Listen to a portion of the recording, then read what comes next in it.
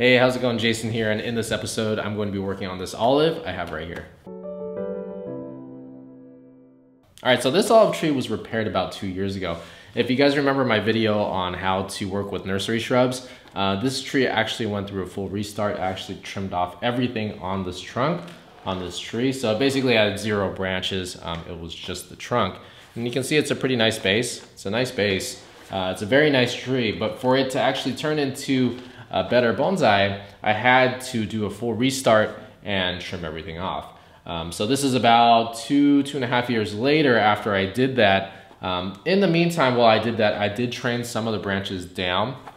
So some of these branches have already been brought down, but this time it looks like it's got enough growth on here that I can actually do a pretty decent styling on this and end up with a pretty nice tree afterwards.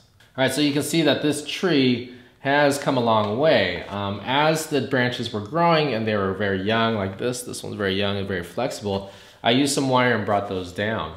And then I removed the wire after it started to eat in, and I just repeated that process for the last 1.5 years. So now I've got some primary branches in some pretty decent spots. And then at that point, what I did was I cut them back. You know, if we refer to the apical dominance video, I cut them back so that the lateral buds would start to grow. So now you can see in those previous videos, I was trying to set the foundation so that you guys can work on material, or at least reset material, and then develop it over time, say 2.5 years, so that you can get growth to the point where you can actually style it into a nice tree. So that's what we're gonna do today. We're gonna see what we can do with this. I'm going to do some wire, I'm gonna do some trimming, and we're gonna try to get this into some type of shape and some type of design so that I can finally put this in a pot. All right, so now I'm gonna work on this tree. You can already see there's all these, look at it from the base here. This base is huge, by the way. But if on the base here, you've got tons of branches coming out. And that's the awesome thing about olives, is that you can cut them back all the way down to just the base, and you'll get these branches coming out from everywhere. So I'm gonna start working on this. The first thing I have to do is cut all these off so I can actually start to shape the rest of this tree here.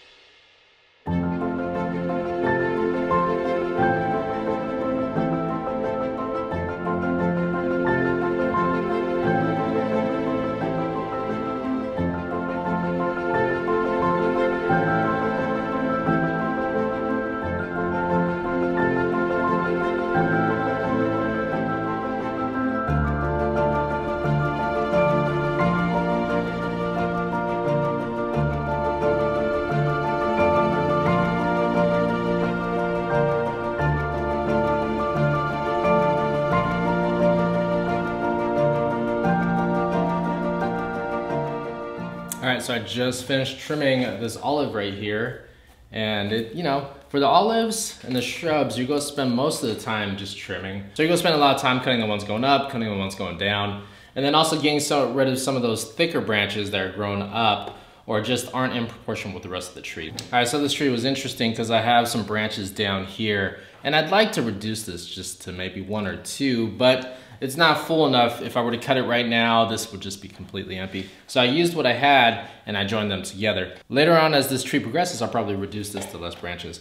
On this side, I'm really hoping for this one right here to develop. As you can see, it'd be a really nice branch over on this side. It's too empty right here. And I basically got this one little loner right here. But I'm not gonna cut them, I'm just gonna let them grow. And I'm always try to thicken that branch as quickly as I can, and then eventually cut it back and ramify it right there. I think that'd be a really good spot for it because it's just so empty right there. It's so heavy on this side, and I got this little straggler right here.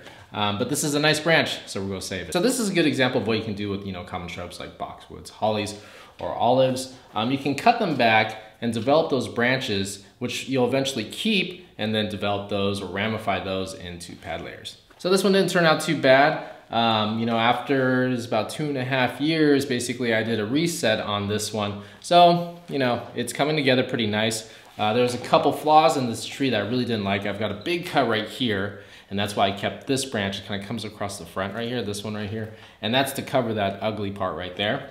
Maybe if that looks a little bit better later on, you know, I'll cut this back, but for right now, it hides it really nice. Another part of this tree that I really didn't like is this part of the trunk right here. It's really straight, it really doesn't give too much movement, so what I did was I also covered that as well. I kind of like that the trunk, the good parts of the trunk kind of peek out in between the foliage as you go up the tree, so you can kind of get a glimpse of it as you go up to the apex. The nice thing about these olives is that going forward for maintenance, really all I have to do is clip this back.